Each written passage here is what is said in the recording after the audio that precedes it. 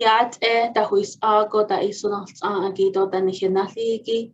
She Niagara Rockbridge in Shekia ani nishlish ganza hobajishin na kadineda should she tuchane da chanele. She na kidamilta ba anna din sa ikahagido na kidamilta ba anna din na ki kahagi the nebach kent nishle. En leit salana telaga I aha was yede on shike a konde beg it ba hod zana ade on nashra alto ad ishnal kedahat. Nadine Naki Shanachi, Shimadosh Deborah Gary Rockbridge was yet. It's like 18 cat goshana, Sheffield London at last to the Sheffield. I could out yaj can't nishle. I could dig is ziliki be yahadi the disability awareness month will yego. Ben nachin baho a koha ila or yashita nosin. Ako di alchina dan no edo dago the neto sana dan no but nahot eko ako tao yaha di yisiligi baho ako ko yaha ko di ko nihil le tagaho zande ad ako dat higi naha alchina dan no ako tao yisindal nisho ako tao bananas denis sintle Ako kodoshi yaha bih ehadot zito inda yaha kodoshi the neck etchikodot bilagan nek etchiko shi kota atha hashnet dole slastot slatte. Ako, welcome everybody to the 2022 Disability Awareness event. It is a great honor and a pleasure to have you here today to take part in this Q&A session with the Navajo Nation Developmental Disability Program. Today with me, I have the program supervisor, Frida White, who oversees this program for our Navajo people.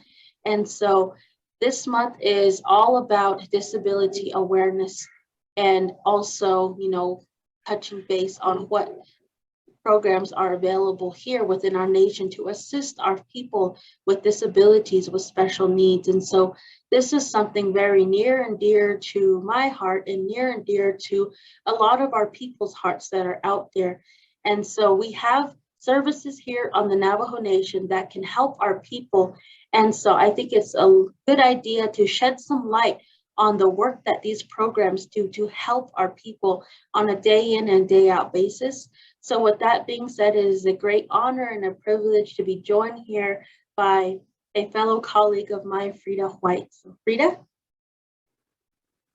Good morning, good afternoon. I'm not sure when this is going to air, so I can't go quite sure if I keep Miss Navajo. She Frida White in a she.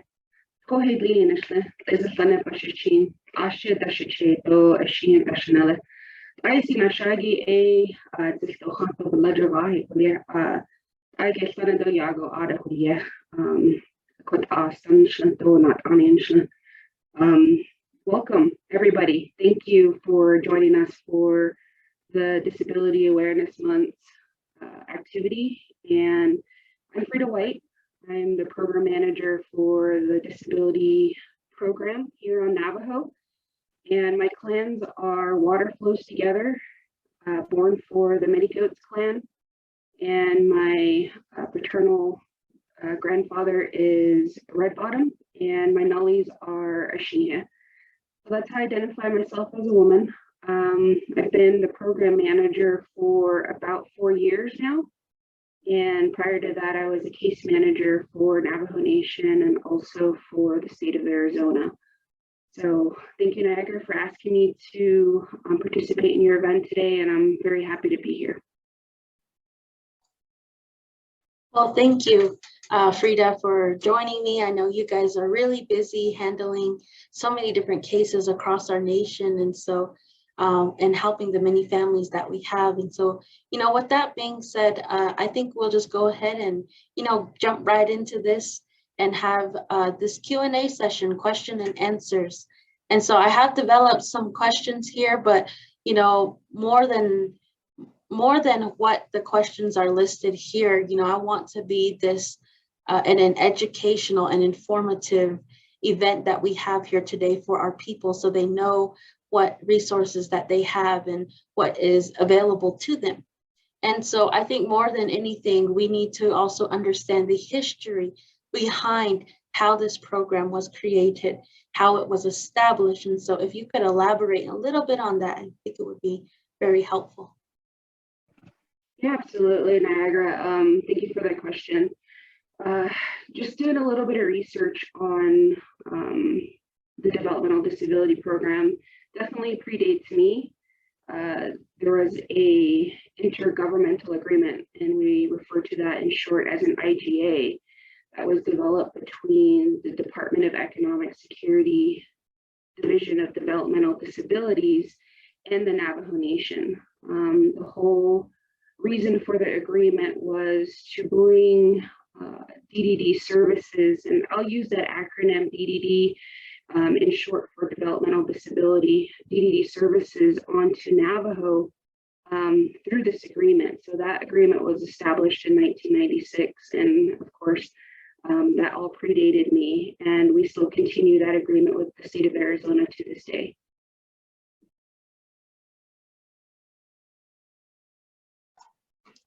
Wow, 1996, you know, just for some context, I wasn't even born in 1996. So, you know, this program has been around for quite some time. If you listen to my introduction, I'm only 22 years old. And so, you know, that means that this service has been around for our people for about almost 25 years now. And so that's very great to hear that our people have gotten this service for almost 25 years. And, you know, thinking about that, what has really been the success? What has been that driving force for you guys? You know, what are your core values that set your program apart from other programs? Yeah, thank you for that question. I think definitely moving from prior to coming back to the Navajo Nation and working with the people here, I was in behavioral health, and coming from that field back to the Navajo Nation, and then starting with state service and then moving on to Navajo Nation. I think the biggest push for DDD right now, and a part of our core values and our mission statement, is timely delivery of service. And I think that's the biggest component that we try to adhere to here with the DDD program, is to ensure that, one, we're doing assessments accurately and timely, and two, that we're pushing these services out very quickly. We have timelines that are set.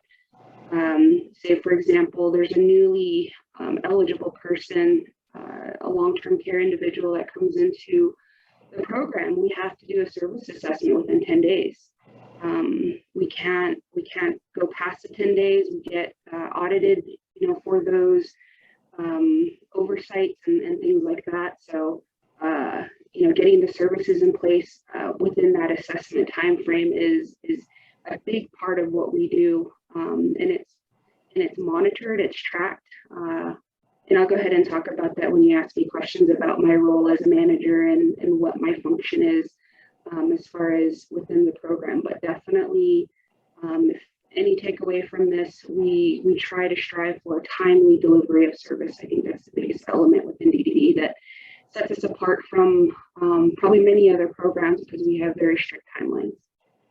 Yeah, most definitely. You know, it's no secret here on the Navajo Nation that sometimes things take a little bit more time to get things done to our people in terms of services go. And so, you know, when talking about things in regarding disabilities, regarding eligibility, and those with special needs, you know, their needs need to be met, because they're not wants, you know, they're needs. And so I think it's very important that you have stuck to these core values for almost 25 years of service here on the nation, that has allowed you to continue to grow and to prosper as a program. And then, you know, newly within your aspect as a program manager, as a program supervisor, you know, it's important that you're able to know your job and know how you're going to be able to help our people. So if you could elaborate a little bit more on what, you know, your responsibilities are in that capacity. Yeah, absolutely. Great question. You know, sometimes there comes a question, what do managers do? And my primary function as a manager is staff development, ensuring the staff know our process. There is what we call a standardized process. And if I were to put that into a picture for the Navajo public, you know, when you go to Starbucks, this is my famous example. When you go to Starbucks here in Window or in Gallup or in Albuquerque or in Phoenix, when you order a drink, let's just say a caramel frappuccino, it tastes the same every Starbucks that you go to. So the service is the same, and how they execute that is what they call standard work or a standard process. So if you were to switch, and we find, you know, customer satisfaction is super high when you understand that the customer expects a certain level of service and you execute that every single time the same way. So they know the expectation.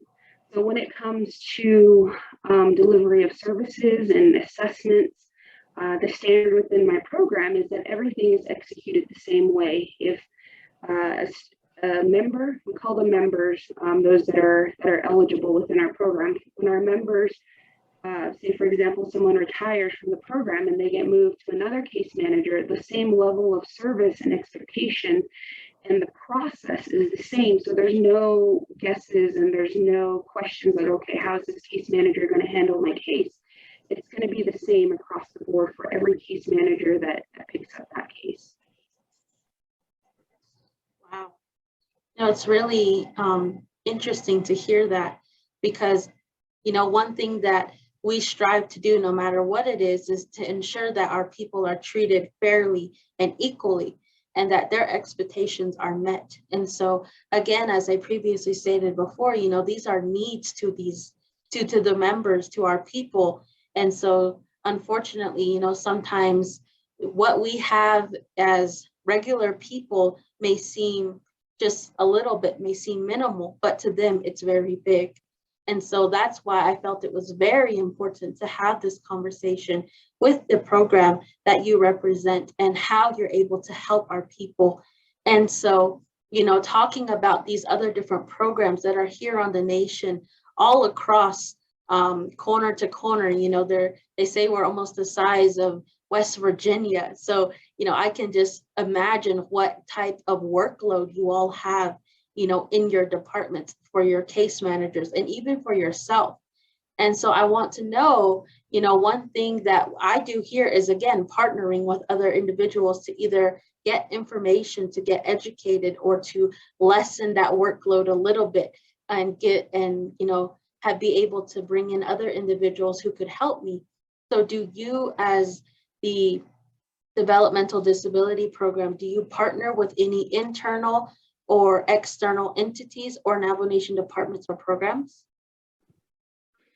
Absolutely. We couldn't do what we do without, you know, having resources and reaching out to our partners. And definitely our biggest partner is the state of Arizona, you know, Division of Developmental Disability Program. Contractually, we are in an IGA with them, so they provide us the funding to support our program and to continue to do what we do here on Navajo. Additionally, the Developmental Disability Program is within the Division of Social Services. So we have our resources there. We have Department of Family Services. We have, you know, the aging program, you know, different areas where we reach out to in times of need. Internally, we do have a lot of resources too as well that we reach out to in cases of behavioral health. We do have a behavioral health liaison that we rely on within DDD. We also have what we call a district nurse in events where members are medically high profile, I guess you could say. We rely on our medical professionals to provide input during our meetings too as well. So we have a lot of resources, and from time to time we do rely on chapter house resources such as CHRs and things like that. So we do, when we need to, we'll reach out to resources and to provide that support to our members. That's really amazing to hear how you're able to collaborate, partner, and work with all of these internal and external entities, you know, whether it be on the nation, whether it be the state of Arizona.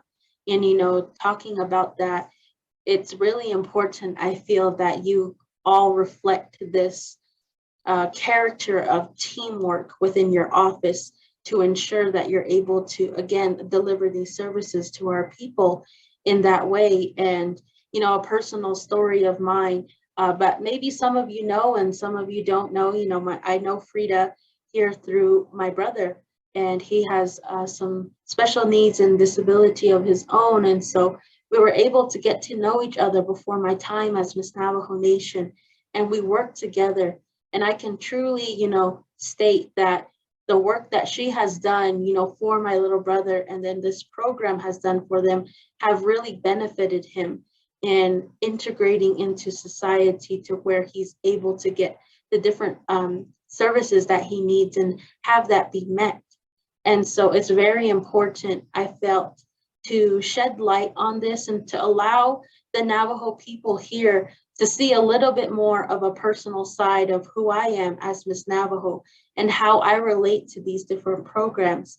My story may not be the same as yours, but you may have someone within your household or within your family who has disabilities, who has special needs. And so these programs could be of assistance to you. And I think one of the main things that I want to also touch base on, you know, my brother has been touched by this program. Some people who are watching here today might be touched by this program. About how many people do you think that this program has serviced since its 25 years of establishment?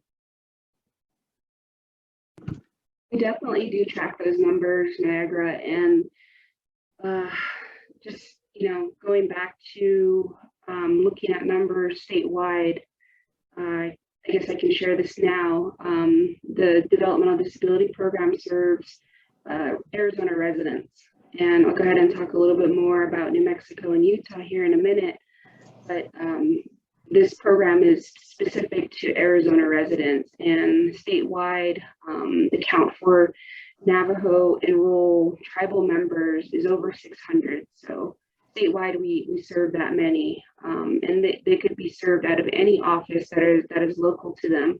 But here on Navajo, within my program specifically, we had an influx of numbers. We were up to 230 at one point when we're fully staffed. Now that we have a few vacancies, we've kind of decreased our numbers, and we're serving about 150 at this point. So just depending on the level of support that we can provide these members, we do have a certain client to staff ratio that we follow. And generally that's 45 to 1. So 45 members to 1 case manager seems to be pretty manageable with the processes that we have. When that becomes more than 45 to 1, we begin to look at maybe transferring cases out, moving cases around, things like that, just because we want to make sure that we have the highest quality of services that we're giving to our members. And again, you know, like going back to what I was saying, a timely delivery of services, when you're above 40 to 1, you're 60 to 1 or 80 to 1, you're going to miss things, and you're going to oversee things and make mistakes. So in order to minimize those, we try to keep our cases manageable for our case managers. That's really important, I think, to touch base on, is ensuring the safety not only of the members but of your employees, and having them also, you know, be well-rounded, well and healthy to take on this caseloads. You know, 45 to 1 seems like a lot of people, you know, and, you know, thinking about that, it's really kind of a little bit shocking to me to hear that 45 cases is to 1 person, and to see how, you know, you have managed that as a previous case manager, and then now within your capacity now. And, you know, hearing the numbers of 600 to 231 to now about 150, hearing that just, makes me happy in a way, because that allows me to know that our people are getting these services, this amount of people. And so, one question that I know a lot of people always have when I run into them, when I talk about this service or when I talk about other things, is how do I become eligible? What makes me eligible? And why are these eligibility requirements in place? And so I think it's really important to touch base on that, so there's a more deeper understanding as to why there's, eligibility requirements and what these are. So if you could please talk a little bit about that, I think it'd be really great. Absolutely. Prior to coming on to the Navajo Nation, I did share that I was a case manager for the state of Arizona too as well. And a large part of what we did was eligibility. And since then, eligibility has moved from the local offices to a completely online process. So we as case managers or my staff don't go out and do assessments anymore. That's moved to a different unit at this point. And that seems to be a lot of the questions that we get from people that inquire. I get a lot of phone calls during the week asking about eligibility and what it's going to take to, get their loved one on the program. So I can go over those eligibility requirements. When you talk about eligibility, there's two of them that I wanted to talk about. One specifically is the DDD eligibility. We have two different programs. One is the 0 to 3, which is what we call AZIP, which is the Arizona Early Intervention Program. That's one way to become eligible. Usually 0 to 3, technically they don't have a developmental disability at that point, but they're considered at risk for a developmental disability. That could be, for example, not meeting milestones like walking, talking, eating, sitting up, crawling, those really early on developmental milestones that infants and children meet. If you find that someone's not meeting those eligibility criteria, definitely reach out to our office or to the early intervention, which on the Navajo Nation right now, who holds the contract, is Growing in Beauty. So they're also a resource for early intervention 0 to 3. After 3 years old, we begin to talk about DDD eligibility. So we work with 4 diagnoses, and when we talk about disability, there's a broad disability. It could be someone who's unable to walk due to condition. It could be someone who is blind or someone who's unable to speak.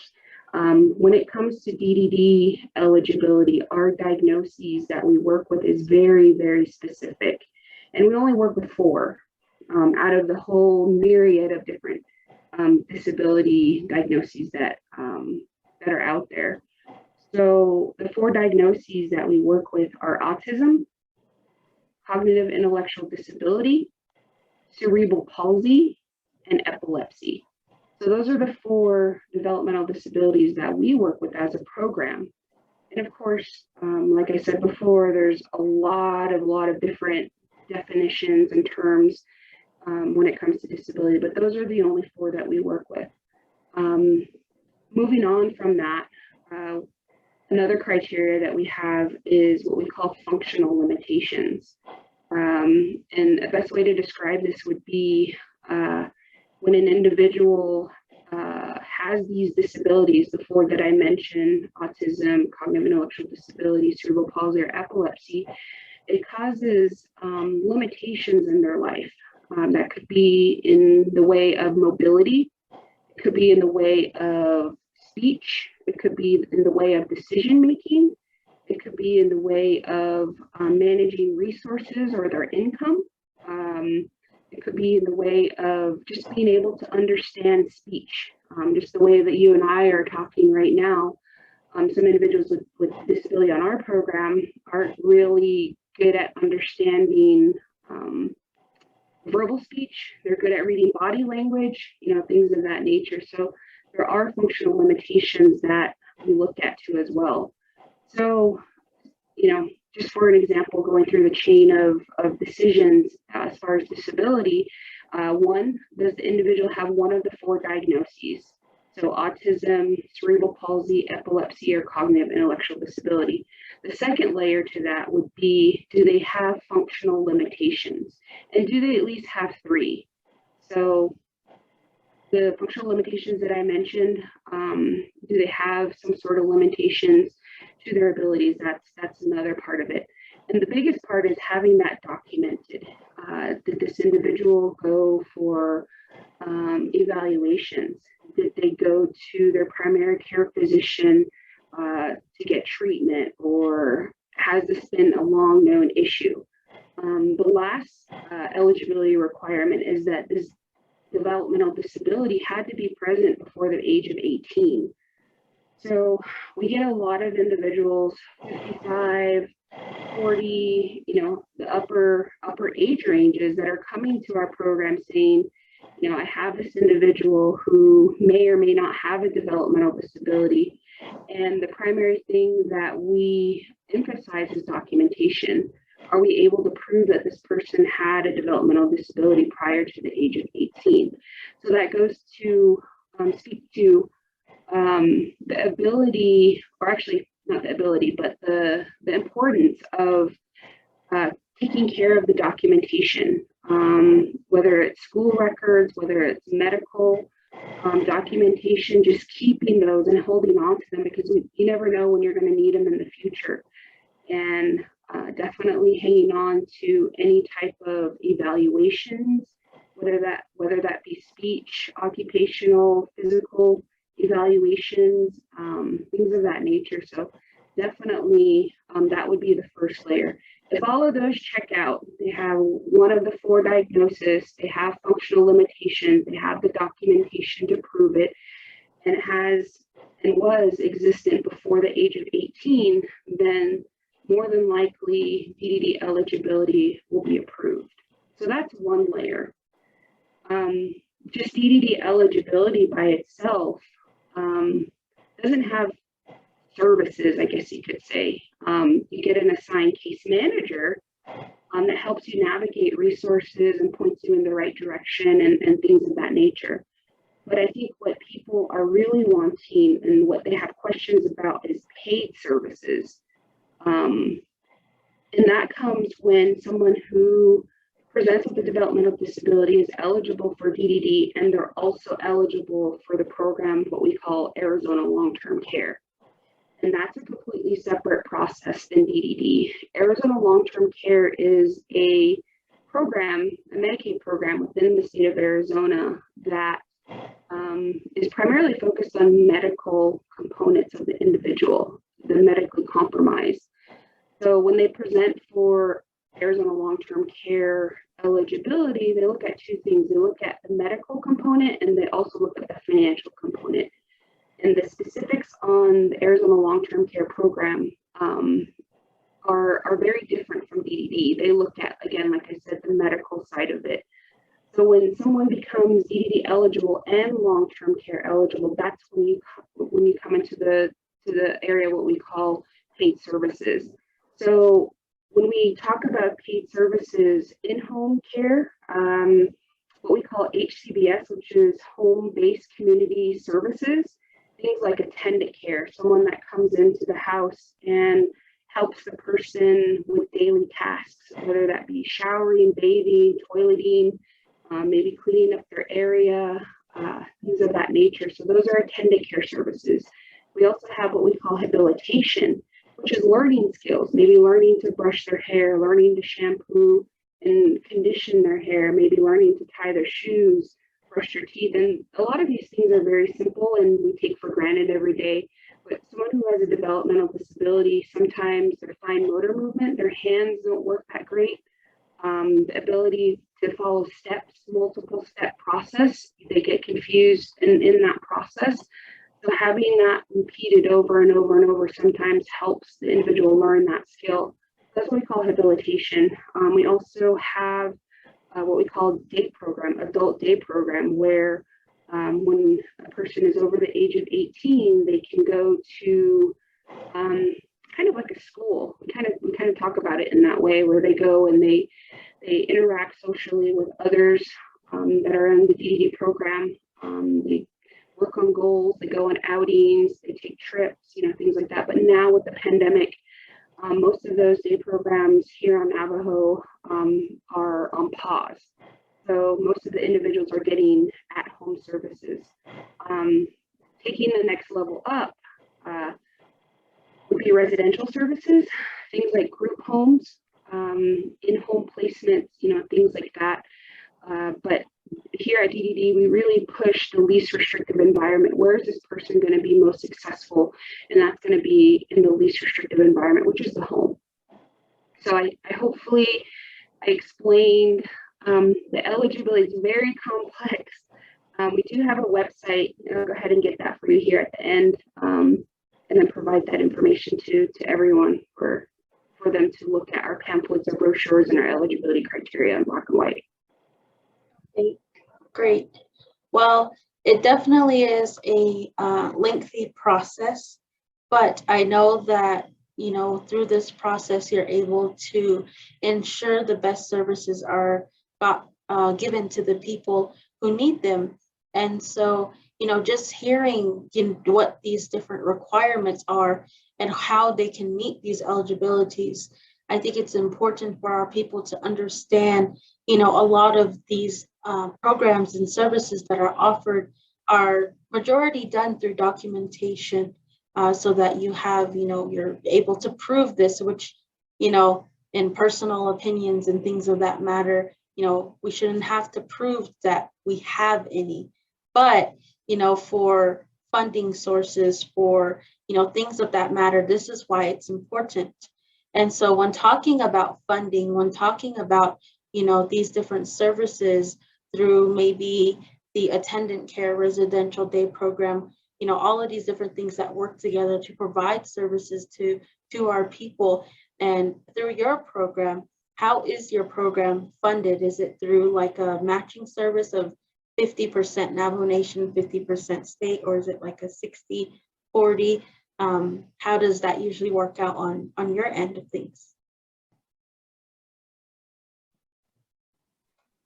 Tried to find the mute button. As far as the funding for the services, that comes primarily out of the DDD budget, the state budget. We do have a system that we work with to input services, and DDD, the state DDD, covers those services through the Medicaid program. So if we were to look at the chain of how the money flows, the Medicaid program starts with at the federal level, and then that money goes down to the state. The state enterprise, which is DDD, is the one that holds that money and then turns that over for services. So that's how the services are paid for. We do track and trend what we call cost-effective services, making sure that the services that we're rendering is, one, meeting the goals of the member, two, is providing necessary medical support to the member, and then three, that we're financially still okay in serving, that member. So we look at multiple things when it comes to approving services and looking at services. So that's our process when it comes to that. But as far as the program itself, the program that supports the case managers, we work on what we call a cost reimbursement process. So however many cases that we're holding in that month, we get a set rate for each case that we hold. So we get reimbursed in that way. So that's how we fund the developmental disability program here in Navajo. Okay, that really helps me understand a little bit more, and I hopefully, our people understand how this works. It's not so plain and simple as to go to a bank and let's transfer over and there's your services. There's so much more steps to it than what we usually do, like for our own personal banking. So it's important, I feel, to shed some light on that things revolving money and funding for our people with special needs and disabilities, it's a bit more complicated than that. But the services that they are given through these different funding sources, we are very thankful and very grateful to these individuals as well too, who help our people in this way, whether it be through whether it be through funding, whether it be through support, or whether it be at the capacity of serving as a leader for a program. And so, moving forward, what do you envision, let's say, for the next 5 years for this, for your program? Definitely growth.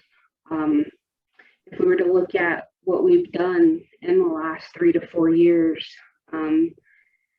looking back at the amount of change that our program has undergone, we went around from carrying, paper files like that, 4 inches, 5 inches thick, depending on how long the member has been with us, to being completely paperless at this point. We don't carry around case files, we don't carry around paper.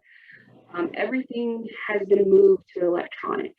And that was over the course of 8 or 9 months, having people scan lots and lots of documents, and then working with the case managers to make that transition to physically carrying a file to relying on their technology and their computers and their cell phones. That was a huge change, and that happened in the last 2 years or so. And if I was to speak about what's going to happen in the next 5 years, and if we were to follow the same path, I think being more technology driven, I think that would be where we're going. In the last few months, we have moved from filling out paper forms to doing everything online. That's very different from a lot of the processes on Navajo. I think I can't speak to this, but hopefully we're one of the first programs to begin to do that, and we're very proud of that. And I think if we continue on that route, that will definitely provide, if we're going back to our core values, timely services, faster services, getting individuals through our process quicker and easier. I think, technology for our program has been instrumental in still continuing to deliver that quality service to our members throughout this pandemic. We telework during the core part of the pandemic, but we still were able to provide that quality service. And I think in the next 5 years, technology will be the way of this program. I think moving forward, I think one of my goals, and going back to the New Mexico and Utah issue, is we do have parts of the Navajo reservation in those states. Their DDD program is very different from Arizona. The New Mexico and the Utah programs are primarily state run. So when someone presents for DDD eligibility in New Mexico and Utah, they'll get through the eligibility process relatively quickly, but it's waiting for those funds to come, because the state legislator has to dedicate that funding to that individual for the services that they need. And that, I heard, can be up to 5 years. Whereas controversially in Arizona, we have to make eligibility determinations within 30 days. And once the individual becomes long-term care eligible, we can have services in place within 10 days. That's our requirement. So it's very different here in Arizona as opposed to New Mexico and Utah. I think one of the goals of the program would be to kind of venture into those 2 states to see if we can find a role in a place to provide the same services that we're providing in Arizona, but in New Mexico and Utah. And that's a really long-term goal. I'm not sure what it's going to take to get there, but I think, that's something that's rolling around in the back of my mind long-term. That's really great to hear. And it's always exciting to hear that there is a window of opportunity for you to grow and to expand, and that you are all wanting to do that. And I find that so refreshing to hear, especially, when you're talking about how you want to integrate technology and how you have integrated technology into your program, making the services, again, keeping ties to your core values of that timely service. So I find that very refreshing to hear. When I had previously had a Q&A session with the Department for Self-Reliance, they were wanting to get into the system of being paperless. And so I think that you in this program, being one of the spearheads of this, is very motivational for these different programs. But I do know that it can come with a little bit difficulty because there's so many, we're so put into this thing to where we are so used to papers. We're so used to, having it in that way, to when it comes to technology, you're trying to look through these different folders and all these different things to find what you're looking for. But I know with that, comes growth individually and professionally, learning how to maneuver these different ways, especially for, I don't think it would be that much more difficult for our youth to tap into these technologies and how to use them. I think a little bit for the older generation who was so used to files, it might be a little bit more of a difficult transition, but I know that our people are very adaptive and resilient to these type of things. And so I'm so glad to hear that your program has done well even through this pandemic and has continued to provide these services for our people and provide these different ways for them to get them help. And so when discussing that, one thing that I do want to, wrap up this conversation with here is if you previously were talking about your employees and how you had some vacancies. So I have two questions. So the first one is going to be about how many employees do you have, within your program? And then also, to wrap up the ending of this conversation, do you have any job openings within the program? And how does that application process work? Because it's, again, we're going through a different way of technology, things of that matter. How is that now different? What is that process like? Maybe there's somebody out there who is watching this, or people who maybe want to be a part of this program and to help our people in this way. So if you could answer those questions, please. Absolutely. Our program is very small. We employ, including myself, 7 staff. So myself, I have 3 staff case managers here in Winter Rock.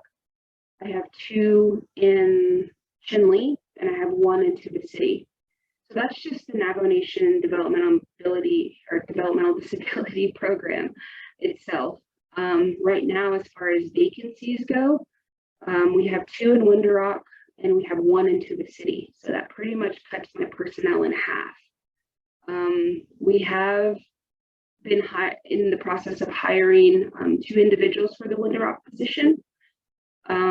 We are in the process of submitting a JVA to, job vacancy announcement. I need to stop talking in acronyms because PDD is known for talking in acronyms and not everyone is going to know what we're talking about. A job vacancy announcement to Department of Personnel Management for that Tuba City position. So that one has yet to be advertised. And again, we use the Department of Personnel Management to post our job vacancies, to bring in the applicants and things of that nature. So it's just like with any other Navajo Nation job, you use that process with DPM. As far as employees go, I work with the best staff. I cannot say enough about my staff. They work hard. They show up every day. They have good attitudes, and I can't do my job, as well as I do unless I have the best support around me. And what we do is highly technical. We have a lot of small technical things that we have to be very good at in order to do things successfully. And I just want to give a shout out to my staff. You guys are amazing. I have the best staff in all of Navajo Nation, and I can't say enough about them. I'm just very, very proud of them and very impressed with the things they're able to do. That's really great to hear, talking about what the process is like through this applying for the position maybe that's open there, and then going through the Navajo Nation, as talking a little bit about what you just stated. We talk in acronyms all the time. And so, like, for example, OPVP or DPM, what do those things mean to the normal people that are watching this? And so, that's what she was talking about earlier, the Department of Personnel Management, and hyphenated to DPM. So those are some of the things that you get to learn through the process of working with the Navajo Nation that I have learned as well through my role as Miss Navajo Nation, and even before that through previous experience. And so when you talk about how you appreciate your staff and how you appreciate their desire to be there and to help our people, it's very touching to hear. And I think that a lot of our leaders here on the nation have an emphasis on wanting to work their staff, but also to show them appreciation as well. And so I think that's one of the great things I like about the nation and working here, is that there's such an emphasis on being appreciative of who you have there through that system of kinship, so that you know them in that way and you can address them in that way. So I find that very refreshing, and I'm very appreciative to you too for the work that you do. And so, to wrap it up here, thank you, Frida, for coming here and doing this Q&A session with me to answer some questions about the program, about the funding. We went a little bit into detail about eligibility and things of that matter, things that are very informative to our people, educational to our people, and most importantly, to shed light on this service that is provided for our people. And that is the main goal that I have here, within my role as Miss Navajo, is to shed light on our Navajo Nation programs so that they're able to provide, if not even more services to our people. And so, with that, thank you so much to you for the job that you do and for the job that you continue to do for our people and providing services for them and for your staff. And then to your staff, I have met some of them when you have previously invited me over to your staff meeting, and they were just so passionate about the work that they do. They were so caring about the work that they do. And so I am very thankful to your staff as well, and all of the individuals who helped this program make it what it is, especially to the Division Director, Deanna Neswood-Gishi, which the Division of Social Services, they're able to, DDD is under them. And so it's really interesting to see how that is all navigated and how you are able to support one another, again, to help our people in this way. So thank you, Frida, to your staff, everybody, for watching this here today. And I am just so excited for, what is in store for this program. I have seen them before I became Miss Navajo, and then now I'm Miss Navajo Nation, and it's so great to see that growth that they have done throughout the years. I remember being a little bit younger while Frida used to review some cases, and she'd be carrying around a really thick stack of paperwork in her duffel bag. And now when I used to see her not too long ago, it was just a laptop. So it's great to see change. It's great to see progress within our nation and within our programs. So again, ahiahan sago ni hidini dole Frida ado akot au ea kodo na haalchina dan lo do di idat ehigi na jonna go e ba khosnya do na jonna go e ha ko bandal nishto ba ahiansen just says ink ahiahan sago ni hidini dole. in the kodo da huis ago da is not agido kodo da nihinatli nihido ahia nihidini do les kunslachin kodo da nihinato kolrijo ko ahia nihidini do les in the di kont da da hosliant ashode konshik no sinit da hosliant. You know, we are still within the COVID-19 pandemic. We've heard this time and time again, hence why we are here virtually and not in person. You know, this COVID-19 pandemic is continuing to surge with this new Omicron variant. So it's important that we remember to stay safe. It's important we remember, you know, all of the 5 different steps that we can take by getting vaccinated, by social distancing, washing our hands with soap and water, you know, wearing our masks, and all of the other things that we can do to protect ourselves, limiting our exposure. Right now, they are recommending these KN95s, and I usually wear 2 of them. And that is what is being recommended by the Navajo Department of Health now, or to double mask. And so, ashonda koya da hosnashik no sini, and da yahakon hichinton hizet abe vikitas ke o de nosin ashonda na ke isanilot yan ron ado and dan hilato halo wash bed hada is and then go to the hand sanitizer. So the hegi so because contest is go in he cut has go a cut out yat ashon the big off don he not ani dan lineage ashon the is not ashon the ashon den he drop bunch kid don ha that se ashon the ya at the shot so I am vaccinated. I have my 3 shots. It's actually an executive order here on the Navajo Nation issued by the president. And so he did recommend and mandate that our Navajo Nation employees receive all 3 of their vaccines, the first, second, and the booster. So we are taking every precaution it is on our part to protect our people and to protect ourselves. So please remember to stay safe and to tune in next time to whatever segment it is that I have coming up next. So I'm always busy and always working. So with that, have a great day and I wish you all well.